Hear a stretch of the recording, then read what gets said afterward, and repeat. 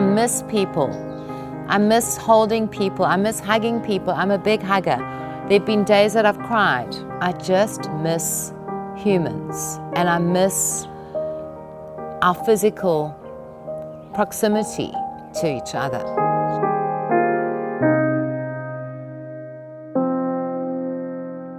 I grew up in Johannesburg. I became politically conscious from quite a young age, even though my family was, or at least my mother was not really a very forward and open-minded person. I got into a lot of trouble at school. I was a clever kid. I had a lot of answers to the teachers that they didn't enjoy. I organized debates with black schools. I remember taking Alan Paton's Cry the Beloved Country and dramatizing it.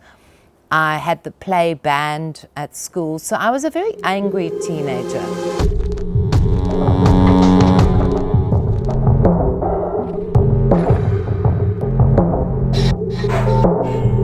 At a very young age, I discovered alcohol. 9 years old, I remember, was the first time I got drunk. By the time I was in high school, I was taking drink to school, alcohol, all sorts of alcohol to school. At university, I was always drunk, stoned, high. I left drama school, I became an actress, went back to Joburg, and I met heroin when I was 23 years old. I became a heroin addict, I became a crack cocaine addict, I went to Hillbrow, I got completely loaded there, I was on the streets. So, yeah, I led a very checkered life. My whole life had now dissolved into an absolute mess. My little babies had been taken away by my mother-in-law, my husband had left me, my family had deserted me. And I sat on a farm in the Magaliesberg, surrounded by homeless people, and I decided, you're going to live or die. Choose.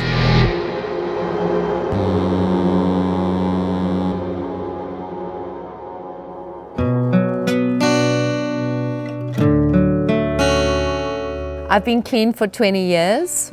It's actually my 21st year of recovery in 2020. I've built a very beautiful life up for myself. I'm an award-winning publisher. I've written 6 books. I've published 46 books.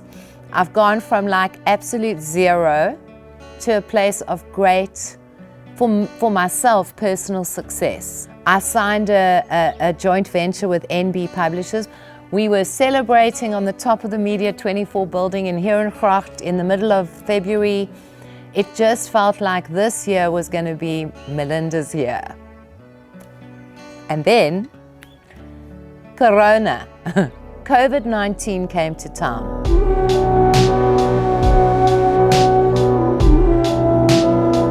I think for about 2 days I didn't get out of bed. I lay in my bed and I cried. I could feel what was going to happen. I read a lot. The more I read, the more freaked out I got.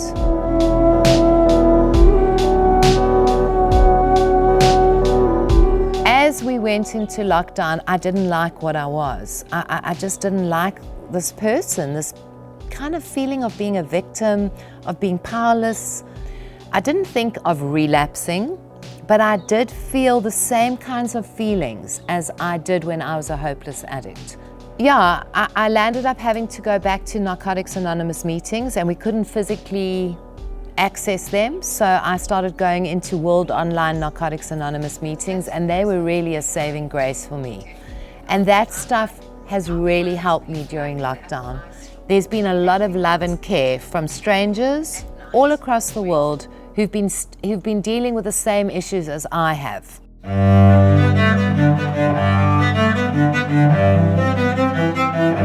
I came up with an idea along with 17 authors that I have in a WhatsApp group about 4 days before we went into lockdown.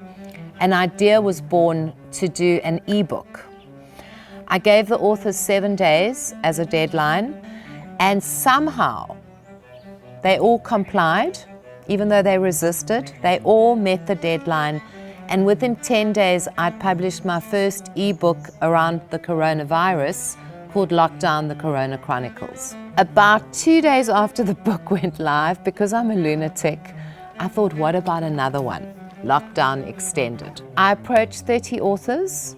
I gave them 10 days deadline, and our second book, Lockdown Extended, was published.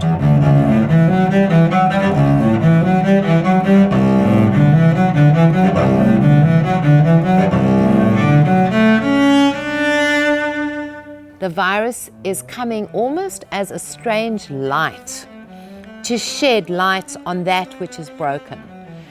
And I think that if we take this as a kind of some kind of shedding of light and as something that can teach us, there is a chance that we can come out of this wiser, maybe more broken, poorer, with less in terms of the material world. So I think the virus is forcing us to maybe look at our priorities and start thinking about what we actually want as human beings in this world.